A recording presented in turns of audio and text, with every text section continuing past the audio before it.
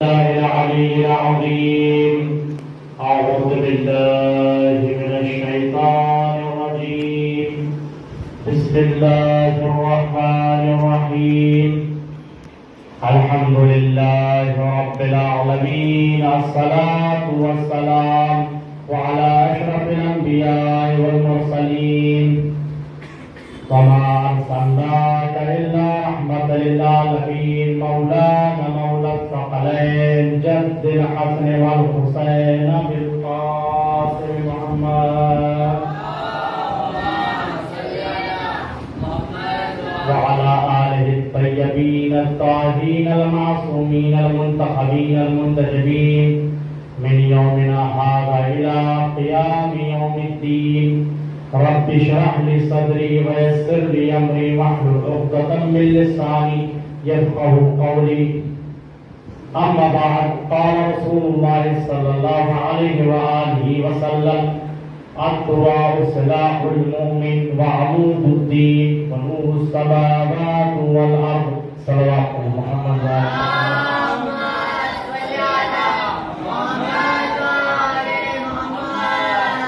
قبل اس کے لیے شاید کے ذیل میں کچھ خطبہ کی جائے اور ساری تعریف اس خداوند عالم کے لیے کہ جس نے اس کائنات کو خلق کیا اور خلق کرنے کے بعد انسان کو بھیجا اور انسان سے پہلے ہادی برحق کا انتظام کیا، جو علیم ہے، حکیم ہے، قادر ہے، قدیر ہے، رازق ہے، رزاق ہے، جس نے انبیاء اور اوصیاء کو بھیجا تاکہ انسان صراط المستقیم پر باقی رہے.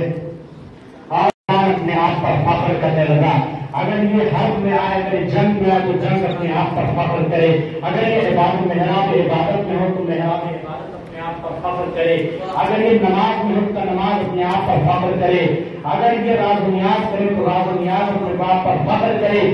عزیزان گرامی، رسول خدا فرما رہے ہیں کہ دعا مومن کا اصلہ ان میادین میں سے ایک میدان دعا کا ہے. اور دعا ہے کیا؟ دعا کا مفہوم کیا ہے؟ رسول فرماتے ہیں دعا مومن کا اسلحہ ہے، دین کا ستون ہے، آسمان و زمین کا نور ہے. عزیزان گرامی، اگر آپ دیکھیں دعا ہر بشر میں، ہر انسان میں، ہر مذہب کے انسان میں اسے اہمیت ہے اور اس کی حقیقت پر دلیل دینے کی ضرورت نہیں. کیوں؟ کیونکہ ایک احساس ہے.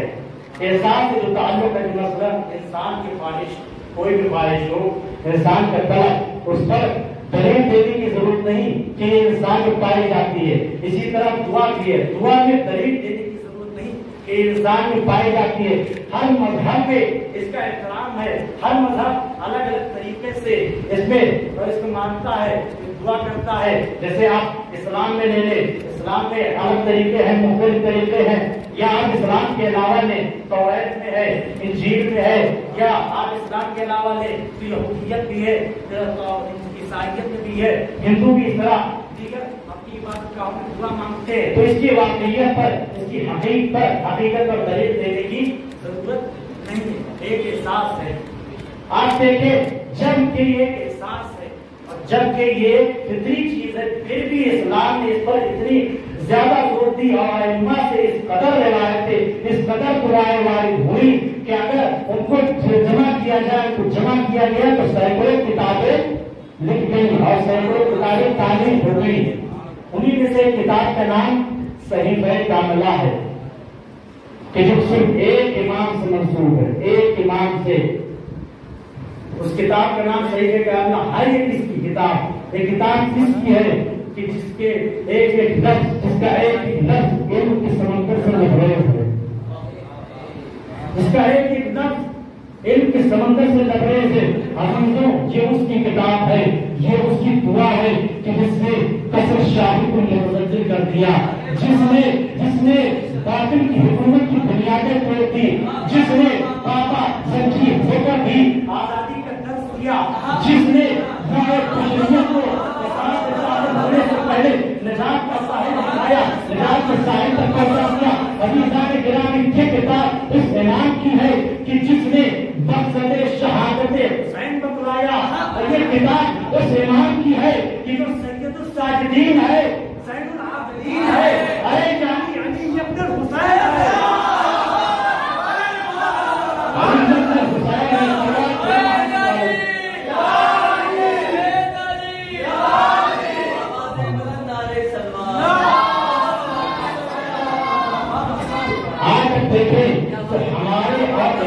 درمیان دعا میں کتنا فرق ہے، ہمارے دعا میں اور امام کی دعا میں کتنا فرق ہے. ہم کس طرح مانگتے ہیں دعا، امام نے کس طرح دعا مانگی، امام نے کیا دعا کی روش اختیار کی.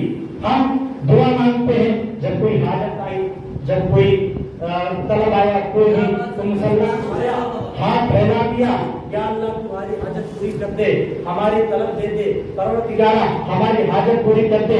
لیکن جب حاجت مکمل ہوگی، حاجت پوری ہو گئی، طلب پوری ہو گئی، مسلح نے دیکھا اور طاقت دیا.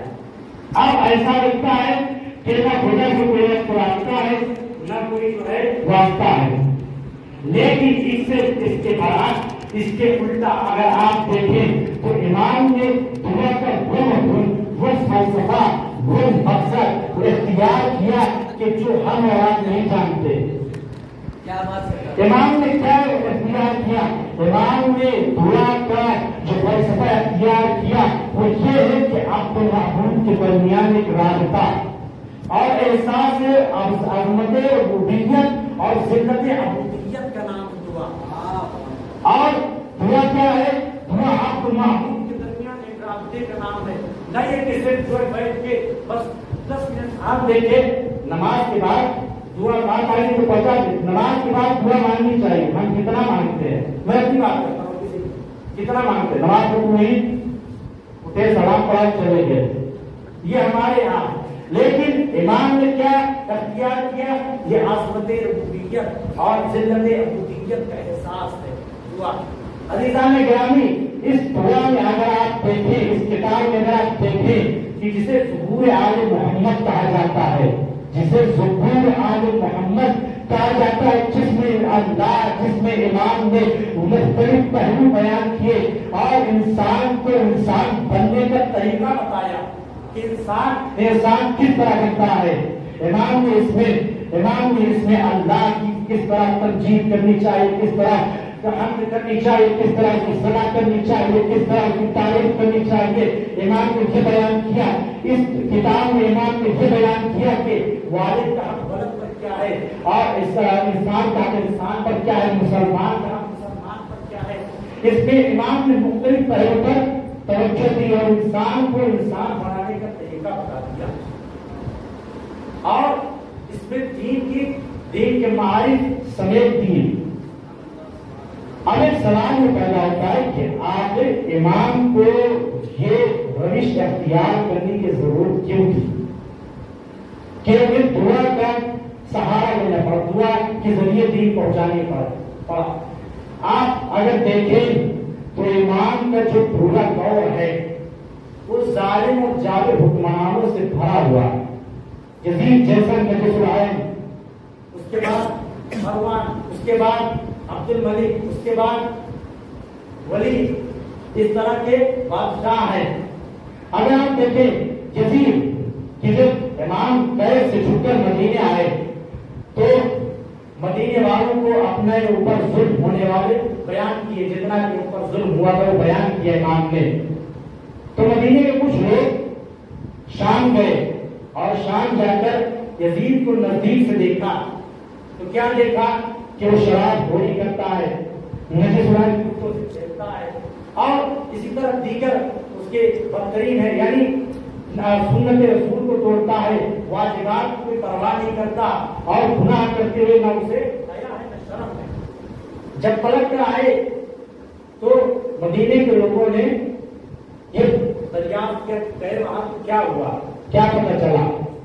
تو انہیں پتہ بیان کیا کہ یزید اس طرح اس کھیل کو کرتا ہے اور اس صفت کا حامل ہے. عزیزان گرامی، انہوں نے مدینے والوں نے جب یہ سنا تو عالمی مخالفت بلند کر دی اور جب یزید کو اس چیز کی خبر ہوئی. اب آپ دیکھیں امام نے کیوں دعا کا طریقہ اختیار کیا دین کی تبلیغ کے لیے. امام کی زندگی کس قدر ظالم اور جابر حکمرانوں سے بھری ہوئی ہے. تو جب بیان کیا تو انہوں نے عالمی مخالفت بلند کی. عالمی مخالفت بلند کی تو یزید کو اس چیز کی خبر ہوئی. یزید نے اپنے سپہ سالار مسلم بن عقبہ جو بدترین آدمی تھا اس کے ساتھ ایک فوج کو روانہ کیا کہ جا کے مدینے والوں کی اس آواز کو خاموش کرے۔ جب وہ قریب آیا مدینے کے تو مدینے والوں نے دفاع کا ارادہ کیا۔ اس نے مدینے میں گھس کر عورتوں کی عزت، عورتوں کی عزت کی، مال و اسباب لوٹے، بچوں کو ذبح کیا، یہاں تک کہ 10,000 آدمیوں کو قتل کر ڈالا، جس میں 700 لوگ حافظان قرآن تھے۔ اب عزیزو یہاں پر ایک جملہ کہہ دوں کہ آج جو یہ مسلمان پر، جو آج یونانی مسلمان پر لمبی لمبی داڑھی رکھ کر اور لوگوں کو ذبح کرتے ہیں، بچوں کو ذبح کرتے ہیں، لوگوں کا مال و اسباب لوٹتے ہیں، یہ انہی کی اولادیں ہیں جنہوں نے مدینہ کو اپنے اوپر مباح کر لیا تھا۔ یہ انہی کی اولادیں ہیں جنہوں نے مدینے کو اپنے اوپر مباح کر لیا تھا۔ اچھا، جب یہ واقعہ گزرا اس کے بعد یزید واصل جہنم ہو گیا۔ اس کے بعد جو عبداللہ بن زبیر جو کئی سال سے خلافت کا سپنا دیکھ رہا تھا، خلافت کا خواب دیکھ رہا تھا، اس نے مکہ، حجاز میں، یمن میں اور عراق میں یہاں اپنی بیعت لے لی، اور ادھر مروان نے اپنی حکومت جمائی جو مجلس العلم تھا، جس کے بارے میں مولا نے خبر دی تھی کہ تمہاری نسل سے 4 بیٹے ہوں گے، سارے مطالعے ہو جگہ جگہ سے 3 آیا تھا۔ اچھا، اس نے اپنی حکومت چلا لی۔ اب جب وہ کچھ دن بعد وہ بھی موت کے پھندے اور پھنس کر واصل جہنم ہو گیا، اس کے بیٹا عبد الملک آیا، اس نے اپنی حکومت چلائی، اور حکومت چلانے کے بعد مکہ کا حصار کیا اور وہیں پر عبداللہ بن زبیر کو ذبح کر ڈالا، اور اس کو بھی اپنی گرفت میں لے لیا، مکے کو بھی اور اس طرح حجاز، یمن، ان سب کو بھی اپنی گرفت میں لے لیا۔ اچھا، یہ بھی اپنے آباء و اجداد کی طرح امام پر نگاہ رکھتا تھا، امام کے پیچھے جاسوس لگائے ہوئے تھا، ایک امام کوئی ایسی چیز کرے جس سے میں ان کی توہین کر سکوں اور ان پر تنقید کر سکوں، نعوذ باللہ۔ تو اس نے جب امام نے ایک بار اپنے آزاد کردہ کنیز سے نکاح کیا تو اسے موقع مل گیا، اس کے جاسوس نے اس سے خبر دی اسے کہ امام سجاد نے اس آزاد کردہ کنیز سے نکاح کیا ہے۔ جب اسے خبر ملی تو اس نے امام کے خدمت میں پیش کیا کہ میں نے سنا ہے کہ آپ نے اپنی آزاد کردہ کنیز سے نکاح کر لیا، جبکہ قریش میں اس سے اچھی عجیب و شریف عورتیں موجود جو آپ کے لیے بہتر، پھر بھی آپ نے نہ کیا۔ یہ مفہوم ہے اس خط کا۔ اس کے بعد امام نے اس کا جواب لکھا اور کہا کہ مجھے تمہارا ارسال کردہ خط ملا جس میں تم نے مجھ پر میری توہین کرنا چاہیے، حالانکہ تم یہ جانتے ہو کہ رسول کے خاندان سے، اور جب رسول کے خاندان سے ہے تو ہم ہی عین شرافت ہے، ہم ہی شریف ہیں اور ہمارے ہی اندر ہی شرافت ہے۔ اب ہمیں کسی شریف سے لگ کر شرافت ان کی نسبت پانے کی ضرورت نہیں ہے۔ یہ نہیں کہ ہم اگر کسی شریف عورت سے شادی کرنے نکاح کر لیں تو ہماری شرافت میں اضافہ ہو جائے گا، نہیں، ہم ہی عین شرافت ہے۔ امام نے اس کا جواب دیا۔ اسی طرح اس کے بعد آپ دیکھیں تو یہ امام کی زندگی ہے کہ کیوں امام نے دعا کی روش اختیار کی۔ اچھا، اس کے بعد اس کا بیٹا ولید بن ملک جو ہے، میں چاہتا ہوں کہ آپ جان لیں کہ کیوں صحیفے سجادیہ کو امام نے اختیار کی، کیوں اس دعا کی روش اختیار کی۔ اس کے بعد اس کا بیٹا ولید، وہ بھی جب خلافت پائی اس نے تو سب سے پہلے ہی اعلان کیا کہ جو بھی میرے خلاف بغاوت کرے گا اس کی سزا قتل و غارت ہوگی۔ عزیزان گرامی، اگر آپ دیکھیں تو امام کی زندگی ظالم و جابر کی حکمرانوں سے بھری ہوئی ہے، پھر بھی امام نے کس قدر تبلیغ دین کیا۔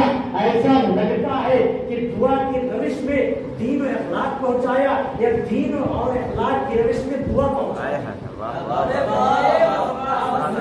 نہیں کیا آپ نے، ایسا لگتا ہے کہ دین و اخلاق کی روش میں دعا پہنچائی ہے یا دعا کی روش میں دین و اخلاق پہنچایا۔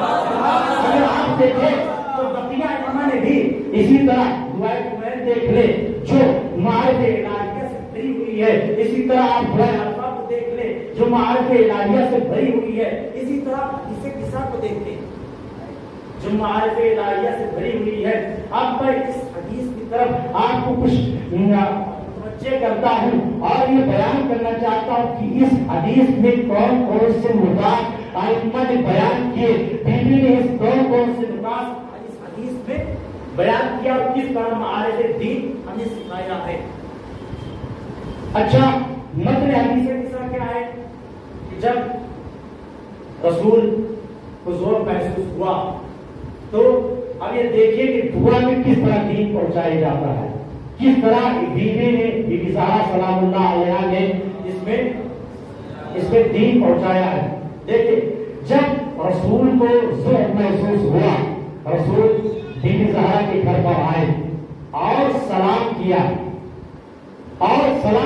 حدیث قصہ کا سب سے پہلا درسی سلام، اور رسول نے سلام کیا اور یہ بیان کیا۔ اسی طرح اگر آپ دیکھیں تو رسول آئے، رسول نے بیوی کو سلام کیا، امام علی امام حسن آئے، امام حسن نے سلام کیا، امام حسین آئے، امام حسین نے سلام کیا، اس کے بعد امام علی آئے، امام علی نے سلام کیا، سب نے سلام کیا اور یہ درس کیا کہ سلام صرف چھوٹوں سے مخصوص نہیں، ہر کسی کو کرنا چاہیے، صرف چھوٹے سے مخصوص نہیں، ہر کسی کو کرنا چاہیے۔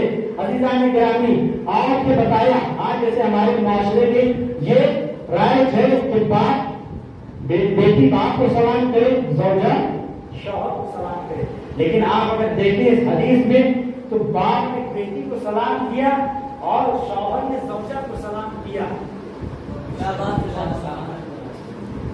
رسول کی حدیث ہے کہ سلام کرنا مستحب، جواب دینا واجب، خصوصاً مسلمان کا۔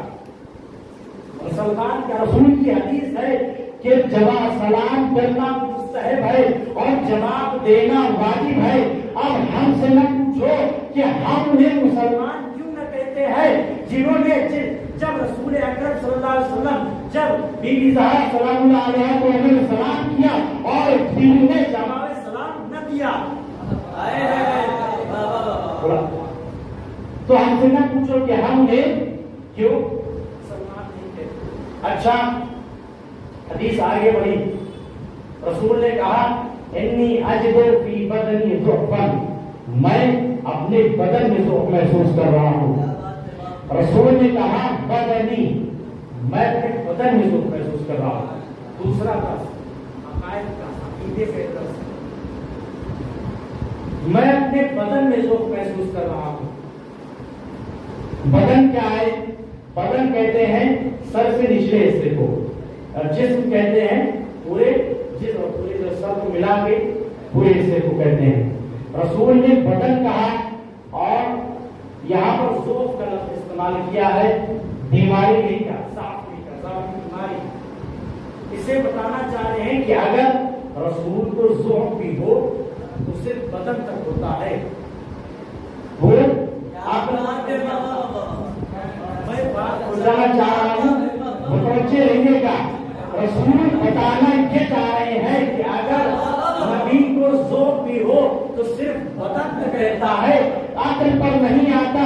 رسول اس سے بتانا یہ چاہ رہے ہیں کہ جو بھی اب رسول پر ہذیان کی تہمت لگائے وہ ہذیان مکار ہوتا ہے،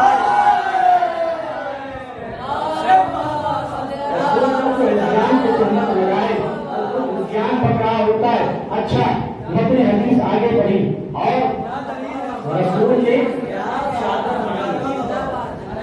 چادر مانگی، کہا کہ اپنی چادر دے دو۔ یہ چادر تھی کیسی؟ ایک مختصر واقعہ، بہت ہی مختصر، ایک چادر کیسی تھی اور اس کی فضیلت کیا تھی اور اس کے شفا کیا تھی، کیوں اسے رسول نے طلب کیا؟ عزیزان گرامی، اگر آپ دیکھیں تو رسول نے وہ چادر مانگی۔ ایک مرتبہ مولائے کائنات نے وہ چادر جب نہیں تھی اسے ایک یہودی کے ہاتھ فروخت کیا، کسی سبب فروخت کیا، تو اس یہودی نے آپ کو اس چادر کو لے جا کر ایک تاخ پر دیا، اور شام کو اس کی زوجہ رات میں جب اٹھی تو اس نے دیکھا کہ اس تاک سے نور نکل رہا ہے. اس نے حیران پریشان ہو کر اپنے شوہر کو جگایا اور شوہر کو جگانے کے بعد کہا کہ دیکھو کتنی بابرکت چادر ہے کہ جس سے نور نکل رہا ہے. عزیزوں جب اس نے دیکھا تو اس نے لوگوں کو جمع کیا اور دعوت دی, اس چادر کو دکھایا اور اس چادر کی برکت سے 80 یہودی مسلمان ہو گئے. اب میں جملہ کہہ دوں کہ جس کی چادر اتنی بابرکت ہو کہ 80 لوگوں کو مسلمان کر دے, اس کا وجود کتنا بابرکت ہوگا, اس کا وجود کتنا بابرکت ہوگا کہ جس کی چادر 80 لوگوں کو مسلمان کر دے. اچھا متن حدیث آگے بڑھی. رسول بیوی کہتی ہے کہ میں نے دیکھا کہ رسول کا چہرہ نور کی طرح چمک رہا تھا. نور کی طرح کیوں نہ چمکے جو عین نور ہے, کیوں نہ چمکے جو نور کا پیکر ہے, کیوں نہ چمکے کہ خود قرآن میں اللہ کہہ رہا ہے فجاءکم من اللہ نور کتاب مبین, بتائی اللہ کی طرف سے نور اور کتاب مبین آیا ہے. نور سے مراد رسول ہے, کیوں نہ اس کا چہرہ چمکے. اچھا دوسری جگہ پہ اور اللہ کہتا ہے نور علی نور, نور پر نور, نور پر نور.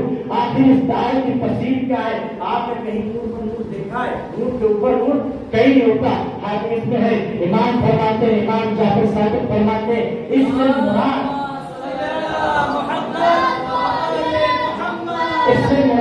امام بعد امام, امام بعد امام. اگر آپ بھی نہ سمجھے تو آگے نور کی تفسیر دکھاتا ہوں. جب مصطفیٰ کے ہاتھ پر منتزع آیت پر یہ نور کی تفسیر ہے, جب مصطفیٰ کی پشت پر حسین آ جائے تب یہ نور حسن کے, جب مصطفیٰ کی گود پر حسین آ جائے تب یہ نور کی تفسیر ہے, جب رسالت پر امامت آ جائے تب یہ نور کی تفسیر ہے. اگر آپ یہ نہ سمجھے تو جب غدیر کے منبر پر علی مصطفیٰ کے ہاتھ میں مرتضیٰ آ جائے تب یہ نور کی تفسیر ہے.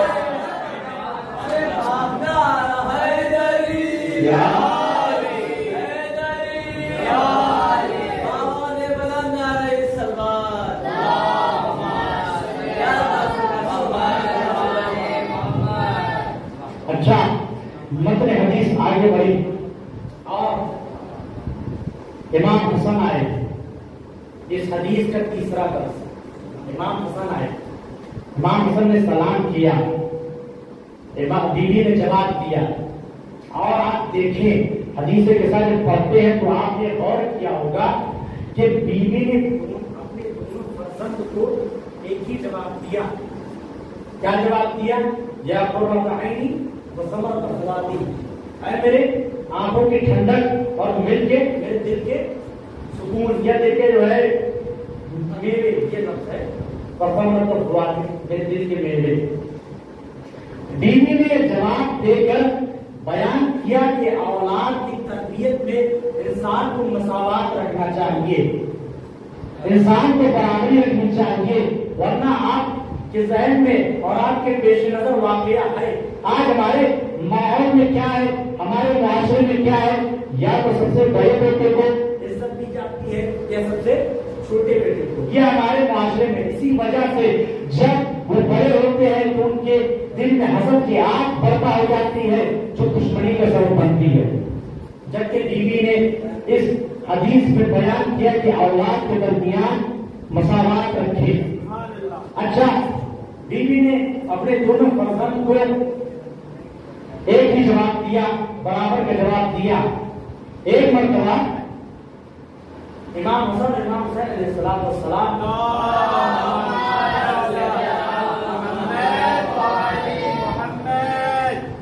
نے ایک مقابلہ کیا اور رسول کے پاس آئے کہ یا رسول اللہ, اے نانا ہم نے ایک مقابلہ کیا ہے تو آپ بتائیے کہ ہم میں کون زیادہ فضیلت والا ہے, کون زیادہ برتر ہے. رسول نے کہا کہ تمہارے لیے یہ چیز ٹھیک نہیں کہ اپنے مقابلہ کرو اپنے درمیان, ایک کام کرو. مقابلہ کشتی کیا تھا.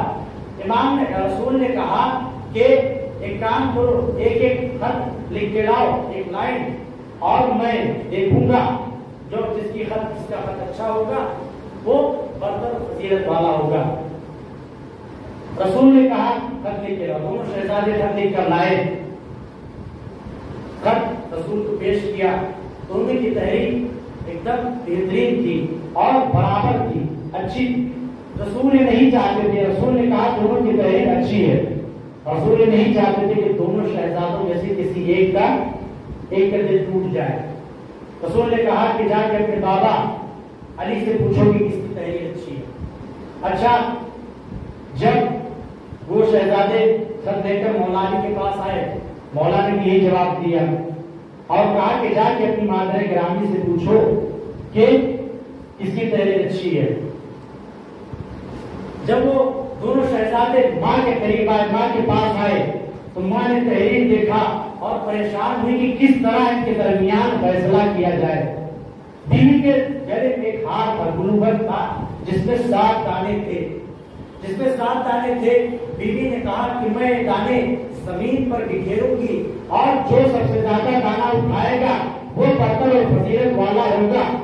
جب بیوی نے زمین پر دانے بکھیرے, دونوں شہزادے بڑے اور ہر ایک کے حصے میں 3 دانا آیا, 1 دانا بچ گیا. اب دونوں شہزادے آگے بڑھے, دونوں یہ چاہتے کہ وہ دانا میرے حق میں آ جائے, میں اسے لے لوں. اللہ نے جبریل کو حکم دیا, اے جبریل جاؤ اور اس دانے کو 2 برابر حصوں میں تقسیم کر دو. میں نہیں چاہتا کہ ان دونوں شہزادوں میں کوئی ایک کا بھی دل ٹوٹ جائے. اللہ نے آپ دیکھے کہ کس طرح اللہ نے بھی دونوں شہزادوں کے درمیان مساوات رکھا اور کس قدر محبت کی. اب آپ اس سے امت کا اندازہ لگا سکتے ہیں کہ کس قدر انہوں نے جب رسول چلے گئے, جب رسول پردہ پوش ہو گئے, تو کس طرح انہوں نے اس شہزادوں کے ساتھ سلوک کیا, کس قدر اجر رسالت ادا کیا. اچھا, رسول حدیث آگے بڑھی. امام حسن علیہ السلام قریب آئے اور کہا کہ ماں میں خوشبو محسوس کر رہا ہوں, ایک خوشبو, ایسا لگتا ہے کہ یہ خوشبو میرے نانا کی ہے. جبکہ امام نے رسول کو دیکھا نہیں تھا کہ رسول گھر میں تشریف ہے رکھے ہیں, جبکہ دیکھا نہیں تھا. پھر کیوں کہا اس لیے کہ اس وجہ سے آپ دیکھیں. اب اگر آپ دیکھیں تو جو بھی معصوم آیا, امام حسن آئے, ان کو بھی خوشبو رسالت محسوس ہوئی. امام حسین آئے, ان کو بھی خوشبو رسالت محسوس ہوئی. امام علی آئے, ان کو بھی خوشبو رسالت محسوس ہوئی. کیوں محسوس ہوئی؟ اس کی وجہ یہ ہے کہ خوشبو رسالت کو محسوس کرنے کے لیے مقام عصمت کی ضرورت ہوتی ہے.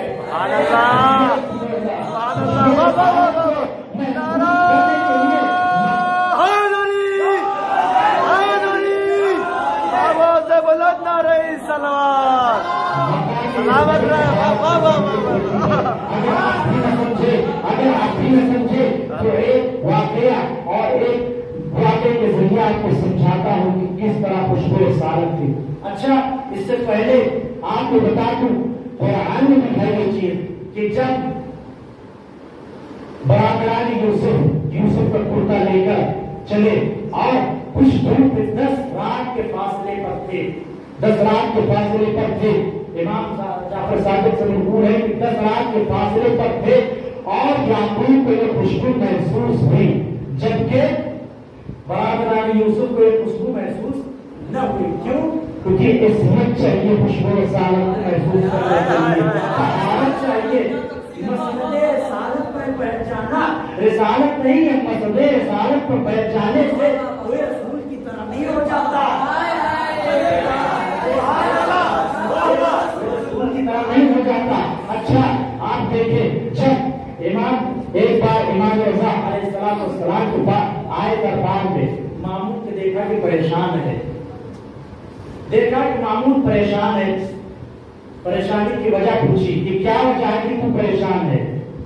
کہا کہ دروازے پر ایک شخص آیا ہے جو یہ کہہ رہا ہے کہ میرے پاس 7 بال ہیں جو رسول اکرم صلی اللہ علیہ وسلم کے ہیں, تو مجھے آپ ان کی زیارت کیجیے اور مجھے انعام و اکرام سے نوازیے. تو اب میں پریشان ہوں کہ اگر اسے انعام و اکرام نہ دوں اور رسول کے بعد دوں تو میری توہین ہوگی, میرے اکرام کم ہو جائے گا, اور اگر وہ جھوٹ ہو اور میں انعام دینار اور گرام زیادہ دے دوں تو میرا مذاق اڑایا جائے گا. تو امام نے کہا کہ بال لے کر لاؤ. پھر بال لے کر آؤ. میں بتاتا ہوں کہ کس کے بال ہیں. امام نے وہ بال لیا اور بال کو سونگا, اس کی خوشبو محسوس کی اور محسوس کرنے کے بعد 4 بال الگ کر دیے. کہا کہ 4 بال لے لیا. کہا کہ میرے نانا رسول کے بال ہیں. اور 3 بال کو الگ کر دیا. کہا یہ کسی اور کے ہیں, جیسے کسی اور کے. مامون نے پوچھا کہ آپ کو پتا کیسے چلا, آخر آپ کو پتا کیسے چلا کہ یہ رسول کے بال ہیں, رسول کے رشتے مبارک کے بال ہیں. امام نے کہا کہ آگ لے کر آؤ, میں بتاتا ہوں کہ رسول کے بال کون سے ہیں, رسول کے بال کون سے نہیں. امام نے آگ لیا اور بالوں کو آگ میں ڈالا. جو رسول کے تھے وہ بچ گئے, جو رسول کے نہیں تھے وہ جل گئے. جو رسول کے تھے بچ گئے اور جو رسول کے نہیں تھے بچ گئے. اچھا, جب رسول نے دیکھا, جب امام نے کہا کہ یہ بال رسول کے ہیں, تو پتا یہ چلا کہ بوریا نشین خلیفہ حق ہے اور تخت نشین خلیفہ باطل ہے. سبحان اللہ. جو امام کو نہ پہچان, جو رسالت کی خوشبو نہ پہچان سکے, اور حدیث کیا پہچانے کا. آپ نے سوچے اس حدیث سے کہ جو رسالت رسول کے حدیث مبارک کی بات نہ پہچان سکتا ہو تو حدیث کیا بتائے گا. اچھا, حدیث آگے بڑھی. امام آئے, امام نے اجازت طلب کی. کیا اجازت ہے کہ میں اندر داخل ہو جاؤں؟ رسول نے اجازت دی. عظیم تو لگا فدخل الحسن تحت النساء. میں اجازت دیتا ہوں کہ آپ داخل ہو جائیں. رسول نے اجازت دی. اچھا, جتنے ائمہ آئے, یہ چوتھا درس ہے دعا کا اس حدیث کا. آپ دیکھیں تو خود اللہ قرآن میں فرماتا ہے کہ جب کسی کے گھر میں داخل ہو تو اس سے اجازت دے دو تب داخل ہونا. اور ائمہ نے یہ اجازت اس وجہ سے دی تاکہ آگے چل کے کوئی مورد یہ نہیں دے کہ اہل بیت اپنی مرضی سے آئے تھے, آیت ان کے شامل حال ہو گئی. اہل بیت اپنی مرضی سے داخل ہوئے تھے اور آیت ان کے شامل حال ہو گئی. نہیں, بلکہ رسول نے انہیں اجازت دی. بلکہ جو کہوں قرآن میں خدا کہتا ہے وما ينطق عن الهوى الا وحي يوحى. رسول کچھ بولتے نہیں مگر یہ کہ جو اللہ بولتا, جو وہی بولتے ہیں, وہی بولتے ہیں, جو وہی بولتی ہے. پتہ یہ چلا کہ اہل بیت کو چادر میں بلانے والا خود اللہ ہے. اللہ کہ جس نے یہ چاہا کہ آیت ان کے شامل حال ہو, آیت ان کے شان میں ہو. اچھا, اجازت طلب کی اور چادر میں داخل ہوئے. اس حدیث کا چوتھا درس. اس کے بعد چونکہ وقت زیادہ ہو چکا ہے لہٰذا میں اختصار کروں گا. اب اجازت طلب کی آخری واقعہ, چونکہ اس پر بہت سارے کیا ہے, اس پر پورا بیٹر ہے اس کے حدیث کے ساتھ کا, لیکن میں اختصار سے کام دوں گا. ایک واقعہ جو آپ کے مزاج کا ہے, اور اس کے بعد مسائل نہ کہ رحمت تمام, رحمت بھی نہیں تمام کر سکتا میں ایسا نہیں کہ میں رحمت تمام کر دوں اور یہ رحمت نہیں کہ رحمت تمام کر دوں. میں اپنے مسائل دے کر مجلس تمام کر دوں. اچھا, وہ واقعہ ایک مرتبہ یہ صاحب جو ہے مدینے میں گشت کر رہے تھے, دیکھ رہے تھے کہ کون کیا کر رہا ہے. اچانک ایک دیوار سے کچھ آواز آ رہی تھی, شیر کوئی کی آواز آ رہی تھی. تو چاہ کے دیکھیں, کھڑکی سے انہوں نے دیکھا, صاحب نے کہ کون ہے کہ جو شیر کوئی کر رہا ہے. تو دیکھا کہ صاحب بیٹھے ہیں جو میں نوشی میں مشغول ہے, شراب نوشی میں مشغول ہے اور شیر گوئی کر رہے ہیں. جنہوں نے آپ کو دیکھا نہ تھا اور दीवार से छलांग लगाकर घर में दाखिल हो गए और कहा कि तू क्या समझता है, तू खलीफा के दस्तरसी से बच जाएगा? मैं तुझे पकड़कर, तू अल्लाह का दुश्मन है और मैं तुझे पकड़ूंगा। उसने कहा ठहरो, मैंने एक गुनाह किया है। देखिए आप, मसनदे रसालत पर बैठ जाने से कोई खलीफे हक नहीं होता। क्या बात है, सुभान अल्लाह, सलामत रहे। उसने कहा कि ठहरो, मैंने सिर्फ एक गलती की है, एक गुनाह किया, जबकि तुमने दीवार छलाकर 4 गुनाह किए, 4 चीजों को, 4 हुक्म को तोड़ा है। सबसे पहला ये कि अल्लाह ने कहा कि इजाजत लेकर दाखिल हो, बगैर इजाजत दाखिल हो गए। अल्लाह ने कहा कि दरवाजे से घर में दाखिल हो, जबकि आप दीवार से छलांग लगा आए। अल्लाह ने कहा कि जो है से पहले सलाम करो, जबकि आपने सलाम। हाँ, चौथा नुक्ता, तीसरा नुक्ता ये कि जासूसी न करो, जबकि आपने जासूसी की। चौथा नुक्ता, चौथा गुनाह ये कि आपने मुझसे सलाम न किया और सलाम किए बगैर गुफ्तगू शुरू कर दी, और गुफ्तगू शुरू कर दी जब उसने 4 आयतों के जरिए इस्तेदलाल किया, दलील पेश की और अपने आप को कम गलती वाला बयान किया, तब ये खामोश हो गए और खामोश होकर सिर्फ इतना कहा कि माफ कीजिए भाई, हमसे आपके हक में ज्यादती हो गई, हमसे आपके हक में ज्यादती हो गई। अब मैं रुक कर एक जुमला कह दूं कि जिसके खलीफा ऐसे तो खलीफा थे कि जिनसे ज्यादा इस्लाम को एक शराबी जानता है।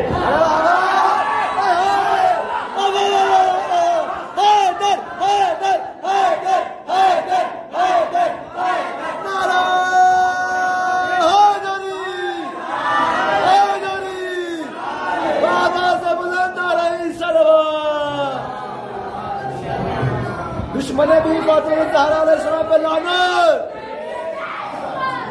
वाह वाह वाह वाह। दुश्मन ज़हरा रोज़े क़यामत खुदा लानत। बेशुमार पर दुश्मन ज़हरा सलामुल्लाह अलैहा लानत, और गासिब हक के ज़हरा लानत। वाह वाह वाह वाह।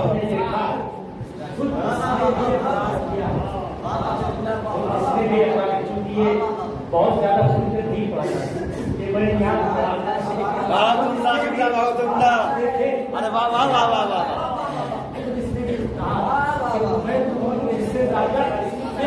जिससे ज्यादा शरीयत घर की औरतें जानती हैं, घर की औरतें जिससे ज्यादा शरीयत जाने उसके इल्म का अंदाजा कर सकते हैं कि वो किस कदर आलिम था। अच्छा, जब खत्म हुई बात, अब उसके बाद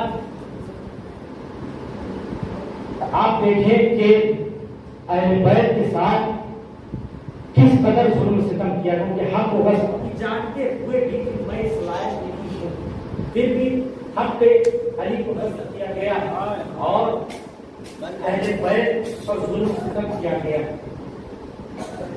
आप देखें कि जब ये जानते हुए कि मैं उस मसलन के लायक नहीं, मैं उसके लायक नहीं, फिर भी हक को बस किया गया और अहले बैत पर जुल्म किया गया। हाँ अजीजों, आपने देखा कि इमाम की जिंदगी किस कदर जुल्म सितम से भरी हुई। अजीजों, मैं एक बार फिर मसाइल पे आता हूँ कि करबला के बाद तबलीग दीन का एक और जरिया बना, जिसे हम और आप आज़ादारी कहते हैं। तबलीग दीन का एक बेहतरीन जरिया है जिसे हम और आप आज़ादारी कहते हैं। आज आप देखें कि 40 पर करोड़ लोग जा रहे हैं और लब्बैक या हुसैन की सदाएं बुलंद कर रहे हैं, लब्बैक या हुसैन की सदाएं बुलंद कर रहे हैं। लेकिन अगर आप 1400 साल पहले जाएं तो देखेंगे कि हुसैन यकुल तनहा है, हुसैन यकुल तनहा है, सिर्फ एक जगह नाम बचा है जो हुसैन के पास है, हुसैन के पास है। अच्छा, हुसैन کہا اے بابا جب دیکھا اپنی باپ کی غریب وطنی کا احساس کیا اور یہ دیکھا کہ میرا باپ اب قریب ہو چکا ہے اور میرے باپ کا کوئی سہارا دینے والا نہیں، تب اکبر قریب آئے۔ اکبر قریب آنے کے بعد کہتے ہیں اے بابا مجھے اس مقتل میں جانے کی اجازت دے دو، میں چولہا جو ہوں پھر مسائل کرتا ہوں۔ یہ مسائل ہی ہے عزیزوں، ایک بات کی پھر سے پوچھئے کہ جب بیٹا وہ بھی ایسا بیٹا جو اکبر جیسا ہو، اگر وہ مرنے کی اجازت طلب کرے تو اس بات کے دل پہ کیا گزرے گی؟ اس بات کے دل پہ کیا گزرے گی جب اکبر جیسا بیٹا مرنے کی اجازت طلب کرے؟ ہاں اکبر سے اجازت تھی، حسین نے اجازت تھی، اپنے پارے جگر پر ضلع پہنائی، گھوڑے پر سوار کیا، سوار کرنے کے بعد مقتل کی طرف روانہ کیا اور کہا جاؤ بیٹا خدا حافظ، جاؤ بیٹا خدا حافظ۔ اکبر کو بھیجنے سے پہلے اپنے ہاتھوں کو آسمان کی طرف بلند کیا اور بلند کرنے کے بعد ایک دعا پڑھی، ایک جملہ کہا کہ خداوند تباہ رکھنا، میں اس کو اب میدان میں بھیج رہا ہوں جو میرے رسول کے شبیہ ہے، جو رسول کی شبیہ ہے۔ ابھی وقت کیوں اس جملے کو رسول نے کہا، کیوں اس وقت عرب میں قانون تھا کہ شبیہ اصل کی طرح ہوتی ہے، شبیہ اصل کی طرح ہوتی ہے، اس وجہ سے امام نے کہا اور شبیہ کے ساتھ جو توحید کرتا ہے وہ اصل کے ساتھ توحید کرتا ہے۔ اچھا رسول امام نے اکبر کو روانہ کیا، روانہ کرنے کے بعد اکبر چلے مقتل کی طرف بڑھ رہے ہیں، احساس کیا کہ کسی کی چلنے کی آواز آ رہی ہے، پیچھے کسی کے چلنے کی آواز آ رہی ہے۔ ہاں عزیزوں، اکبر نے مڑ کر دیکھا کہ یہ کون ہے جو میرے پیچھے چل رہا ہے۔ جب دیکھا تو بوڑھا باپ اپنے جنازہ کے پیچھے گھٹنوں کے بل چلا آ رہا ہے۔ کہا بابا آپ نے مجھے اجازت دے دی تھی، پھر آپ کیوں آئے؟ آپ نے مجھے اجازت دے دی تھی، پھر آپ کیوں آئے؟ اب مولا حسین نے کہا اے بیٹا کاش تم صاحب اولاد ہوتے تو میرے درد کو سمجھ سکتے کہ میں کس درد میں ہوں۔ کاش تم صاحب اولاد ہوتے تو میرے درد کو سمجھ سکتے۔ اکبر رنگ میں گئے اور جنگ شروع کی اور لڑتے جاتے ہیں، جنگ کرتے جاتے ہیں، فرار کرتے جاتے ہیں۔ اکبر کی پیاس کی شدت بڑھتی ہے، اکبر کی جب پیاس کی شدت بڑھ گئی تو اکبر نے گھر سے پلٹے اور اپنے باپ کے قریب آئے، کہا پاپا اگر ایک خطرہ میں کہتا ہوں اس باپ کے دل سے پوچھئے کہ اگر باپ کے سامنے بیٹا کچھ طلب کرے تو باپ اور باپ کو نہ پورا کر سکے تو اس پر کیا گزرے گی؟ ہاں اکبر نے طلب کیا کہ اے بابا میں بہت پیاسا ہوں، میری پیاس ہو جاتا ہے، پیاس کی وجہ مجھے مارے جان نہیں ہے، کچھ پانی ایک بڑا پانی ہو، کوئی نشریہ کو بتا دوں کہ ہاشمی جماعت کسے کہتے ہیں۔ امام حسین نے اپنی غربت کا اظہار کیا، کہا بیٹا میرے پاس تو کچھ نہیں، لیکن ہاں اپنی زبان کو اور میرے ذہن میں رکھو، شاید تمہیں اپنی زبان کو میرے ذہن میں رکھو، شاید تمہیں محسوس ہو سکتا ہے کہ یہ اکبر نے اس وجہ سے کیا تاکہ اپنے باپ کی پیاس کو بیان کر سکے۔ جیسے ہی اکبر نے ذہن میں زبان رکھی فوراً کھینچ لیا اور کہا کہ بابا آپ تو مجھ سے زیادہ پیسے ہیں، اب آپ حسین کی پیاس کا اندازہ کر سکتے ہیں۔ اچھا حسین اکبر آگے بڑھے، دوبارہ میدانی کارزار میں جاتے ہیں، میدانی کارزار میں جاتے ہیں اور وہاں جا کر پھر جنگ شروع کی اور لوگوں کو فرار اور دشمنوں کو فرار کرتے جاتے ہیں۔ اچانک ایک شخص نے دیکھا کہ یہ ہاشمی جوان ہے، اس طرح کے قابو میں نہیں آ سکتا، اسے گھیر کر مارنا ہوگا۔ لوگوں نے گھیرا اور اکبر گھیر کر حصار میں لیا اور ایک شخص نے نیزے سے اکبر کے سینے کا نشانہ لیا، اکبر کے سینے کا نشانہ لیا اور نشانہ لے کر اور تیر کو اور نیزے کو اکبر کی طرف پھیرا، نیزے کو اکبر کی की तरफ देखा और अकबर के सीने में जाकर वो बेवक्त हो गया। अकबर जमीन आजीम पर समझ न सके और सीन पर आए, सीन से जमीन पर आए, जमीन पर आना था जिस आवाज की या बता अलैहि सलाम, अरे मेरे बाबा आप पर सलाम हो। शायद जब कोई शहीद गिरता था तो वो मदद के लिए पुकारता था, शायद मदद के लिए पुकारता था मौला हुसैन मदद के लिए आ जाए। लेकिन अकबर ने सलाम किया, सलाम किया, मदद के लिए न पुकारा। शायद ये कहना चाहते हो अरे बाबा मेरी मदद के लिए ना आए हुए, आप फिर से लाशें उठा के भर चुके हैं, आप फिर से लाशें उठा के भर चुके हैं। हाँ लेकिन बाप का जगत था, दौड़ के आए अकबर के जनाजे, अकबर के करीब आए, देखा जवान बेटा एड़िया रगड़ रहा है, देखा अकबर अपने सीने पर हाथ रखे हुए हैं। कहा क्या हुआ बेटा? अकबर कहा बेटा, कहा पापा मेरे सीने में दर्द है, मेरे सीने में तकलीफ है। हुसैन ने देखा कि अकबर के सीने में बच्ची यानी है जो अकबर को अज़ियत दे रही है। अब हुसैन ने चाहा कि उस बच्ची की यानी को निकाले, उस बच्ची की यानी को निकाले। अच्छा हुसैन ने अपने जानियों को देखा और नजर तरफ किया और ये चाहा कि उस बच्ची की यानी को निकाले और नजर तरफ करने के बाद बस एक जुमला कहा, अरे बाबा कतल उठाना आसान था लेकिन बेटे के सीने से बच्ची की यानी निकालना बहुत मुश्किल है। इन्ना लिल्लाह